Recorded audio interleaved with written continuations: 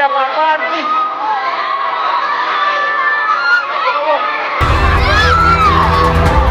Ya Allah, lu gimana ini udah ini? Ya Allah, ya MBG lagi-lagi bermasalah. Kemarin kita baru saja lihat ada mobil pengantar MBG menabrak siswa di Jakarta. Program MBG yang seharusnya menjadi program unggulan untuk mencukupi nilai-nilai gizi anak-anak justru menuai berbagai masalah. Kemarin, banyak daripada korban MBG tersebut mengalami keracunan massal. Salah satunya adalah di Jawa Barat. Kang Deddy Mulyadi, selaku Gubernur Jawa Barat, memberikan dan juga mengevaluasi program tersebut. Kang Deddy Mulyadi mengusulkan evaluasi program MBG tersebut dengan melakukan penghentian sementara. Agar apa? Agar permasalahan yang ada di MBG, mulai dari penyajiannya sampai pendistribusiannya, baik secara teknis maupun administratif, diselesaikan secara menyeluruh. Selain daripada itu, Kang Deddy Mulyadi juga memberikan solusi untuk kelancaran program MBG ini.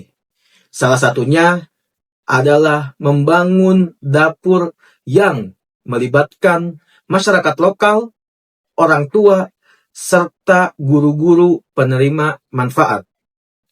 Selain daripada itu, untuk menjamin kualitas dan juga ketahanan pangannya, Kang Deddy Mulyadi juga mengusulkan bahwasannya bahan bakunya itu diambil daripada petani dan juga pelaku UMKM yang ada di lingkungan sekitar. Selamat datang di Tirta Yasa Legacy. Untuk lebih lengkapnya, mari kita simak videonya. Nah, untuk itu, karena kita ingin program ini berhasil, maka semua rencana dilakukan bersama dan terintegrasi. Maka saya di Provinsi Jawa Barat memutuskan minggu depan, itu kita akan MOU dengan BGN. Saya akan bentuk Satgas untuk menangani MBG di Jawa Barat. Ya. Saya akan bikin ruang pelaporan di kanal YouTube saya. Ya. Di seluruh media sosial saya boleh diposting dan disampaikan. Setiap hari guru tidak boleh mencicipi. Yang harus mencicipi adalah tenaga teknis yang memeriksa makanan sebelum makanan itu masuk ke sekolah. Ya. Jangan guru. Kemudian yang berikutnya adalah orang tua siswa dan guru boleh memposting makanan yang diterima. Kalau nilainya kurang, maka saya bilang ada 3 hal yang akan saya lakukan sebagai gubernur untuk mengawal program ini. Pertama adalah sanksi administratif. Kedua, penutupan dapurnya. Yang ketiga adalah sanksi pidana. Kenapa? Kalau dari 10.000 dikurangi tinggal 7.000 atau 6.000, maka uang negara ini hilang dalam satu porsi makanan. Wah, itu saya terbayang ya. Kalau segera bisa dilaksanakan, diwujudkan, Ya. itu akan menjadi sebuah model inspiring bagi tempat-tempat lain. Ya. Dan kira-kira mulai kapan tuh bisa dieksekusi? Iya, sekarang sih kita udah mulai, Pak. Oh iya? Mendorong itu. Kurikulum, saya itu sejak dulu pas jadi bupati itu sudah punya kurikulum itu. Jadi sekarang saya tinggal mendorong untuk Jawa Barat. Ya. Dan nanti sekolah itu begini aja, bahwa pelihara ayam itu adalah kurikulum sekolah. Ya. Nah, kalau sudah seperti itu, kita makmur. Kita sudah melakukan evaluasi bahwa kerangka kerja yang dilakukan ke depan sambil nunggu Perpres ya.